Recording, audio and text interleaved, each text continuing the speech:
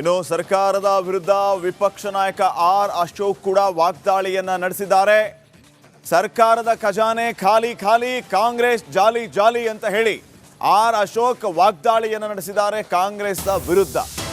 ರೈತ ವಿರೋಧಿ ನೀತಿಯನ್ನು ನಾವು ಖಂಡಿಸ್ತೇವೆ, ನಾಳೆ ರೈತರ ಪರವಾಗಿ ನಾವು ಹೋರಾಟವನ್ನ ಮಾಡ್ತೀವಿ ಅಂತ ಹೇಳಿ ಬೆಳಗಾವಿಯಲ್ಲಿ ಆರ್ ಅಶೋಕ್ ಅವರು ಹೇಳಿದ್ದಾರೆ. 20,000 ರೈತರೊಟ್ಟಿಗೆ ಸುವರ್ಣಸೌಧ ಮುತ್ತಿಗೆಗೆ ಪ್ಲಾನ್ ಮಾಡ್ಕೊಂಡಿದ್ದೇವೆ, ನಾಳೆ ನಾವು ರೈತರಿಗೋಸ್ಕರ ಹೋರಾಟವನ್ನ ಮಾಡ್ತೇವೆ ಅಂತ ಆರ್ ಅಶೋಕ್ ಅವರು ಹೇಳಿದ್ದಾರೆ. ಖಜಾನೆ ಖಾಲಿ ಖಾಲಿ, ಕಾಂಗ್ರೆಸ್ನವರು ಜಾಲಿ ಜಾಲಿ ಅಂತ ಸರ್ಕಾರದ ವಿರುದ್ಧ ವಿಪಕ್ಷ ನಾಯಕ ಆರ್ ಅಶೋಕ್ ಗರಂ ಆಗಿದ್ದಾರೆ. ವಿಪಕ್ಷ ನಾಯಕರಾದಂಥ ಆರ್ ಅಶೋಕ್ ಅವ್ರ ಜೊತೆಲಿದ್ದೇನೆ. ಸರ್, ಇನ್ನೇನು ಕೆಲವೇ ನಿಮಿಷಗಳಲ್ಲಿ ಬೃಹತ್ ಹೋರಾಟಕ್ಕೆ ಚಾಲನೆ ನೀಡ್ತಾ ಇದ್ದೀರಾ. ಸುಮಾರು 20,000 ರಿಂದ 25,000 ಜನ ಸೇರುವಂಥ ನಿರೀಕ್ಷೆ ಕೂಡ ಇದೆ. ರೈತರ ಪರವಾಗಿ ಸರ್ಕಾರದ ವಿರುದ್ಧವಾದಂಥ ಹೋರಾಟ ರಾಜಕೀಯ ಪ್ರೇರಿತ ಅಂತ ಕಾಂಗ್ರೆಸ್ನ ಬಣ ಹೇಳ್ತಿರುವಂಥದ್ದು. ರಾಜಕೀಯ ಪ್ರೇರಿತ ಅಂದರೆ 2.5 ವರ್ಷದಿಂದ ಏನು ಮಾಡಿದ್ದಾರೆ ರೈತರಿಗೆ ಹೇಳ್ಬೇಕಲ್ಲ. ಬೆಳೆ ಪರಿಹಾರ ಎಷ್ಟು ಕೊಟ್ಟಿದ್ದಾರೆ, ಕಬ್ಬು ಬೆಳೆಗಾರರು ಯಾಕೆ ಸ್ಟ್ರೈಕ್ ಮಾಡಿದ್ರು, ಬೆಂಕಿ ಯಾಕಿಟ್ರು, ಟ್ರ್ಯಾಕ್ಟರ್ಗಳಿಗೆಲ್ಲ ಸುಮಾರು 250 ಟ್ರ್ಯಾಕ್ಟರ್ಗೆ ಬೆಂಕಿ ಇಟ್ಟರು, ಯಾಕಿಟ್ರು, ಸುಮಾರು 2,400ಕ್ಕೂ ಹೆಚ್ಚು ರೈತರು ಆತ್ಮಹತ್ಯೆ ಮಾಡ್ಕೊಂಡಿದ್ದಾರೆ. ದೇಶದಲ್ಲಿ 2ನೇ ಸ್ಥಾನ ಆತ್ಮಹತ್ಯೆಯಲ್ಲಿ. ಯಾಕೆ ಮಾಡ್ಕೊಂಡ್ರು? ನೀವು ಕರೆಕ್ಟಾಗಿದ್ದಿದ್ರೆ ರೈತರು ಯಾಕೆ ಆತ್ಮಹತ್ಯೆ ಮಾಡ್ಕೊತಾರೆ? ಅಧಿವೇಶನದ ಸಮಯವನ್ನು ಹಾಳು ಮಾಡೋದೇ BJP ಪ್ಲಾನ್ ಆಗಿರೋದ್ರಿಂದ ಈ ಥರ ನಾಟಕಗಳನ್ನು ಮುಂದುವರ್ಸ್ಕೊಂಡು ಬರ್ತಾ ಇದ್ದಾರೆ ಅನ್ನೋದು ಆರೋಪ ಸರ್. ಅಧಿವೇಶನ ಹಾಳಾಗಬೇಕು ಅಂತ ಯೋಚನೆ ಮಾಡೋರು ಕಾಂಗ್ರೆಸ್ ಅವರು, ರೂಲಿಂಗ್ ಪಾರ್ಟಿ. ಯಾಕಂದರೆ ಉತ್ತರ ಕೊಡೋಕ್ಕಾಗಲ್ಲ. ಈಗಾಗಲೇ ಸಭೆಗಳು ಯಾಕೆ ಮಾಡ್ತಾ ಇದ್ದಾರೆ? ಸಭೆಗಳ ಮೇಲೆ ಸಭೆ. ಯಾಕೆ BJPಗೆ ಉತ್ತರ ಕೊಡೋಕ್ಕಾಗದೆ ಸಭೆಗಳು?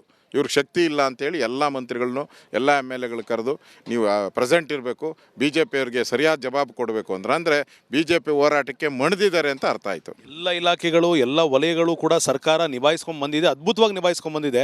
BJP ಕೇವಲ ರಾಜಕೀಯ ಮಾಡ್ತಿದೆ ಅನ್ನೋದು ಮಾತು ಸರ್. ಎಲ್ಲ ನಿಭಾಯಿಸ್ಕೊಂಡು ಬಂದಿದ್ರೆ ಮೂಡೋದಲ್ಲಿ 14 ಸೈಟ್ ಯಾಕೆ ಕೊಡಿದ್ರಿ ನೀವು? ವಾಲ್ಮೀಕಿ ನಿಗಮದಲ್ಲಿ 170 ಕೋಟಿ ಹೊಡೆದು ಒಬ್ಬ ಮಂತ್ರಿ ಜೈಲಿಗೆ ಹೋಗಿದ್ದಾನಲ್ಲ, ಯಾಕೆ ಹೋದ? ಈಗ ಎಲ್ಲ ಇಲಾಖೆಗಳಲ್ಲಿ ನಿಮ್ಮ ಸಾಧನೆ ಎಷ್ಟಿದೆ? 50% ಯಾವುದು ರೀಚ್ ಆಗಿಲ್ಲ. ಯಾವ ಇಲಾಖೆನೂ 50% ರೀಚ್ ಆಗಿಲ್ಲ. ಎಲ್ಲ 10%, 15% ನಿಮ್ಮ ಅಲೋಕೇಶನ್ ಆಗಿರೋ ಬಡ್ಜೆಟಲ್ಲಿ ಯೂಸೇ ಮಾಡಿಲ್ಲ ನೀವು.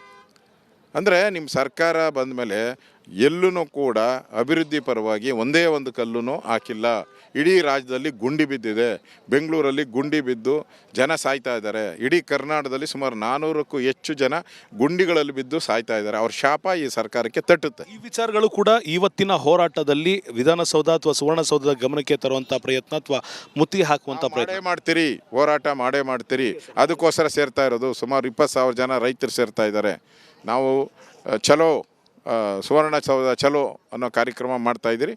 ನ್ಯಾಯ ಕೊಡಿ ರೈತರಿಗೆ, ಇಲ್ಲ ಕುರ್ಚಿ ಬಿಟ್ಟು ಖಾಲಿ ಮಾಡಿ. ಇದು ನಮ್ಮ ಘೋಷಣೆ. ಕೊನೆಯದಾಗಿ ಸರ್, ನನ್ನ ತಂದೆ CM ಆಗಿ ಉಳಿತಾರೆ ಅನ್ನೊಂದು ಯತೀಂದ್ರರವರ ಸ್ಟೇಟ್ಮೆಂಟು ಮತ್ತೊಮ್ಮೆ ಮಗದೊಮ್ಮೆ ವೇದಿಕೆಯಲ್ಲಿ ಹೇಳಿದರು, ಇವತ್ತು ಹೇಳಿದ್ದಾರೆ.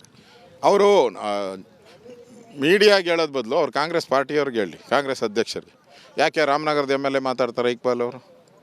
ಯಾಕೆ ದಾವಣಗೆರೆ ಜಿಲ್ಲೆ MLAಗಳು ಮಾತಾಡ್ತಾರೆ? ಯಾಕೆ ಮಾಗಡಿ MLA ಮಾತಾಡ್ತಾರೆ? ಯಾಕೆ DK ಶಿವಕುಮಾರ್ ತಮ್ಮ ಮಾತಾಡ್ತಾರೆ? ಅವ್ರು ಬಾಯಿ ಮುಚ್ಚಿಸಿರ್ಲಿ ರೀ. ಅವ್ರು ಕೇಳ್ತಾ ಇರೋದು ಅಗ್ರಿಮೆಂಟ್ ಆಗಿದೆ 2.5 ವರ್ಷ ಬಿಟ್ಟು ತೊಲಗು ಅಂತ ಹೇಳ್ತಾ ಇದ್ದಾರೆ ಅವರು. ಇಷ್ಟು ಹೇಳಿದ್ಮೇಲೂ ನಾವು ತೊಲಗಲ್ಲ ನಮ್ಮಪ್ಪ ಅಂತ ಹೇಳಿದ್ರೆ ಅದಕ್ಕೆ ಉತ್ತರ ಕಾಂಗ್ರೆಸ್ ಪಾರ್ಟಿ ಕೊಡಬೇಕು. ಖರ್ಗೆ ಅವರು ಮೌನ ವೃತ ಮಾಡ್ತಾ ಇದ್ದಾರೆ. ಕಾಂಗ್ರೆಸ್ ಹೈಕಮಾಂಡ್ ವೀಕ್ ಆಗಿದೆ, ಇಲ್ಲಿ ಮಜಾ ಹೊಡಿತಾ ಇದ್ದಾರೆ ಅಷ್ಟೇ. Thank you sir. ಇಷ್ಟಾಗಿತ್ತು ಅಶೋಕ್ ಅವರ ಮತ್ತು ಕ್ಯಾಮರಾ ಪರ್ಸನ್ ಮಾಂತೇಶ್ ಜೊತೆ ಅಭಿಷೇಕ್ BV, ರಿಪಬ್ಲಿಕ್ ಕನ್ನಡ, ಬೆಳಗಾವಿ.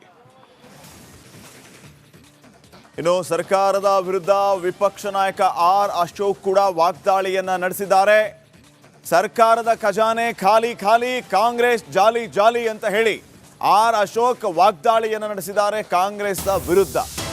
ರೈತ ವಿರೋಧಿ ನೀತಿಯನ್ನು ನಾವು ಖಂಡಿಸ್ತೇವೆ, ನಾಳೆ ರೈತರ ಪರವಾಗಿ ನಾವು ಹೋರಾಟವನ್ನ ಮಾಡ್ತೀವಿ ಅಂತ ಹೇಳಿ ಬೆಳಗಾವಿಯಲ್ಲಿ ಆರ್ ಅಶೋಕ್ ಅವರು ಹೇಳಿದ್ದಾರೆ.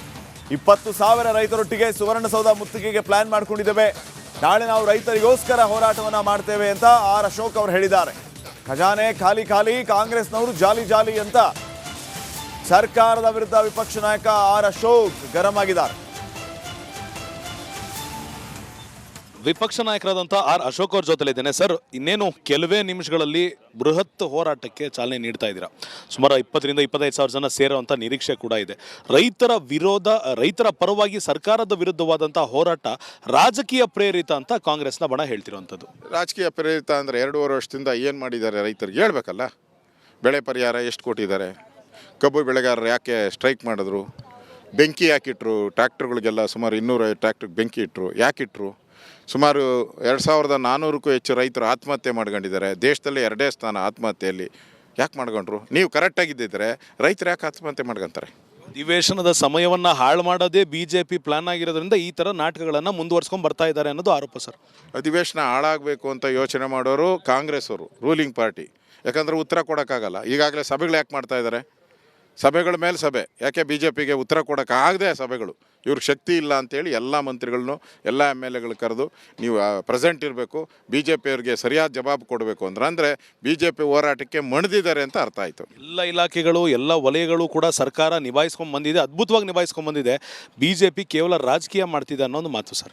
ಎಲ್ಲ ನಿಭಾಯಿಸ್ಕೊಂಡು ಬಂದಿದ್ರೆ ಮೂಡದಲ್ಲಿ 14 ಸೈಟ್ ಯಾಕೆ ಕೊಡಿದ್ರಿ ನೀವು? ವಾಲ್ಮೀಕಿ ನಿಗಮದಲ್ಲಿ 170 ಕೋಟಿ ಹೊಡೆದು ಒಬ್ಬ ಮಂತ್ರಿ ಜೈಲಿಗೆ ಹೋಗಿದ್ದಾನಲ್ಲ, ಯಾಕೆ ಹೋದ? ಈಗ ಎಲ್ಲ ಇಲಾಖೆಗಳಲ್ಲಿ ನಿಮ್ಮ ಸಾಧನೆ ಎಷ್ಟಿದೆ? 50% ಯಾವುದು ರೀಚ್ ಆಗಿಲ್ಲ. ಯಾವ ಇಲಾಖೆನೂ 50% ರೀಚ್ ಆಗಿಲ್ಲ. ಎಲ್ಲ 10%, 15% ನಿಮ್ಮ ಅಲೋಕೇಶನ್ ಆಗಿರೋ ಬಡ್ಜೆಟಲ್ಲಿ ಯೂಸೇ ಮಾಡಿಲ್ಲ ನೀವು. ಅಂದರೆ ನಿಮ್ಮ ಸರ್ಕಾರ ಬಂದ ಮೇಲೆ ಎಲ್ಲೂ ಕೂಡ ಅಭಿವೃದ್ಧಿ ಪರವಾಗಿ ಒಂದೇ ಒಂದು ಕಲ್ಲೂ ಹಾಕಿಲ್ಲ. ಇಡೀ ರಾಜ್ಯದಲ್ಲಿ ಗುಂಡಿ ಬಿದ್ದಿದೆ. ಬೆಂಗಳೂರಲ್ಲಿ ಗುಂಡಿ ಬಿದ್ದು ಜನ ಸಾಯ್ತಾ ಇದ್ದಾರೆ. ಇಡೀ ಕರ್ನಾಟಕದಲ್ಲಿ ಸುಮಾರು 400ಕ್ಕೂ ಹೆಚ್ಚು ಜನ ಗುಂಡಿಗಳಲ್ಲಿ ಬಿದ್ದು ಸಾಯ್ತಾ ಇದ್ದಾರೆ. ಅವ್ರ ಶಾಪ ಈ ಸರ್ಕಾರಕ್ಕೆ ತಟ್ಟುತ್ತೆ. ಈ ವಿಚಾರಗಳು ಕೂಡ ಇವತ್ತಿನ ಹೋರಾಟದಲ್ಲಿ ವಿಧಾನಸೌಧ ಅಥವಾ ಸುವರ್ಣಸೌಧದ ಗಮನಕ್ಕೆ ತರುವಂಥ ಪ್ರಯತ್ನ ಅಥವಾ ಮುತ್ತಿ ಹಾಕುವಂಥ ಪ್ರಯತ್ನ ಮಾಡ್ತೀರಿ. ಹೋರಾಟ ಮಾಡೇ ಮಾಡ್ತೀರಿ. ಅದಕ್ಕೋಸ್ಕರ ಸೇರ್ತಾ ಇರೋದು ಸುಮಾರು 20,000 ಜನ ರೈತರು ಸೇರ್ತಾ ಇದ್ದಾರೆ. ನಾವು ಚಲೋ ಸುವರ್ಣಸೌಧ ಚಲೋ ಅನ್ನೋ ಕಾರ್ಯಕ್ರಮ ಮಾಡ್ತಾಯಿದ್ದೀರಿ. ನ್ಯಾಯ ಕೊಡಿ ರೈತರಿಗೆ, ಇಲ್ಲ ಕುರ್ಚಿ ಬಿಟ್ಟು ಖಾಲಿ ಮಾಡಿ. ಇದು ನಮ್ಮ ಘೋಷಣೆ. ಕೊನೆಯದಾಗಿ ಸರ್, ನನ್ನ ತಂದೆ CM ಆಗಿ ಉಳಿತಾರೆ ಅನ್ನೊಂದು ಯತೀಂದ್ರರವರ ಸ್ಟೇಟ್ಮೆಂಟು ಮತ್ತೊಮ್ಮೆ ಮಗದೊಮ್ಮೆ ವೇದಿಕೆಯಲ್ಲಿ ಹೇಳಿದರು, ಇವತ್ತು ಹೇಳಿದ್ದಾರೆ. ಅವರು ಮೀಡಿಯಾಗೆ ಹೇಳೋದು ಬದಲು ಅವ್ರು ಕಾಂಗ್ರೆಸ್ ಪಾರ್ಟಿಯವ್ರಿಗೆ ಹೇಳಿ, ಕಾಂಗ್ರೆಸ್ ಅಧ್ಯಕ್ಷರಿಗೆ. ಯಾಕೆ ರಾಮನಗರದ MLA ಮಾತಾಡ್ತಾರೆ ಇಕ್ಬಾಲ್ ಅವರು? ಯಾಕೆ ದಾವಣಗೆರೆ ಜಿಲ್ಲೆ MLAಗಳು ಮಾತಾಡ್ತಾರೆ? ಯಾಕೆ ಮಾಗಡಿ MLA ಮಾತಾಡ್ತಾರೆ? ಯಾಕೆ DK ಶಿವಕುಮಾರ್ ತಮ್ಮ ಮಾತಾಡ್ತಾರೆ? ಅವ್ರ ಬಾಯಿ ಮುಚ್ಚಿಸಿರಲಿ ರೀ. ಅವ್ರು ಕೇಳ್ತಾ ಇರೋದು ಅಗ್ರಿಮೆಂಟ್ ಆಗಿದೆ 2.5 ವರ್ಷ ಬಿಟ್ಟು ತೊಲಗು ಅಂತ ಹೇಳ್ತಾ ಇದ್ದಾರೆ ಅವರು. ಇಷ್ಟು ಹೇಳಿದ್ಮೇಲೂ ನಾವು ತೊಲಗಲ್ಲ ನಮ್ಮಪ್ಪ ಅಂತ ಹೇಳಿದ್ರೆ ಅದಕ್ಕೆ ಉತ್ತರ ಕಾಂಗ್ರೆಸ್ ಪಾರ್ಟಿ ಕೊಡಬೇಕು. ಖರ್ಗೆ ಅವರು ಮೌನ ವೃತ ಮಾಡ್ತಾ ಇದ್ದಾರೆ. ಕಾಂಗ್ರೆಸ್ ಹೈಕಮಾಂಡ್ ವೀಕ್ ಆಗಿದೆ. ಇಲ್ಲಿ ಮಜಾ ಹೊಡಿತಾ ಇದ್ದಾರೆ ಅಷ್ಟೇ. Thank you sir. ಇಷ್ಟಾಗಿತ್ತು ಅಶೋಕ್ ಅವರ ಮತ್ತು ಕ್ಯಾಮರಾ ಪರ್ಸನ್ ಮಾಂತೇಶ್ ಜೊತೆ ಅಭಿಷೇಕ್ BV, ರಿಪಬ್ಲಿಕ್ ಕನ್ನಡ, ಬೆಳಗಾವಿ. ಇನ್ನು ಸರ್ಕಾರದ ವಿರುದ್ಧ ವಿಪಕ್ಷ ನಾಯಕ ಆರ್ ಅಶೋಕ್ ಕೂಡ ವಾಗ್ದಾಳಿಯನ್ನ ನಡೆಸಿದ್ದಾರೆ. ಸರ್ಕಾರದ ಖಜಾನೆ ಖಾಲಿ ಖಾಲಿ, ಕಾಂಗ್ರೆಸ್ ಜಾಲಿ ಜಾಲಿ ಅಂತ ಹೇಳಿ ಆರ್ ಅಶೋಕ್ ವಾಗ್ದಾಳಿಯನ್ನ ನಡೆಸಿದ್ದಾರೆ ಕಾಂಗ್ರೆಸ್ನ ವಿರುದ್ಧ. ರೈತ ವಿರೋಧಿ ನೀತಿಯನ್ನು ನಾವು ಖಂಡಿಸ್ತೇವೆ, ನಾಳೆ ರೈತರ ಪರವಾಗಿ ನಾವು ಹೋರಾಟವನ್ನ ಮಾಡ್ತೀವಿ ಅಂತ ಹೇಳಿ ಬೆಳಗಾವಿಯಲ್ಲಿ ಆರ್ ಅಶೋಕ್ ಅವರು ಹೇಳಿದ್ದಾರೆ. 20,000 ರೈತರೊಟ್ಟಿಗೆ ಸುವರ್ಣಸೌಧ ಮುತ್ತಿಗೆಗೆ ಪ್ಲಾನ್ ಮಾಡ್ಕೊಂಡಿದ್ದೇವೆ, ನಾಳೆ ನಾವು ರೈತರಿಗೋಸ್ಕರ ಹೋರಾಟವನ್ನ ಮಾಡ್ತೇವೆ ಅಂತ ಆರ್ ಅಶೋಕ್ ಅವರು ಹೇಳಿದ್ದಾರೆ.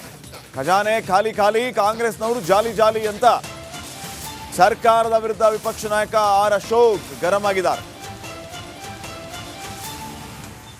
ವಿಪಕ್ಷ ನಾಯಕರಾದಂಥ ಆರ್ ಅಶೋಕ್ ಅವ್ರ ಜೊತೆಲಿದ್ದೇನೆ. ಸರ್, ಇನ್ನೇನು ಕೆಲವೇ ನಿಮಿಷಗಳಲ್ಲಿ ಬೃಹತ್ ಹೋರಾಟಕ್ಕೆ ಚಾಲನೆ ನೀಡ್ತಾ ಇದ್ದೀರಾ.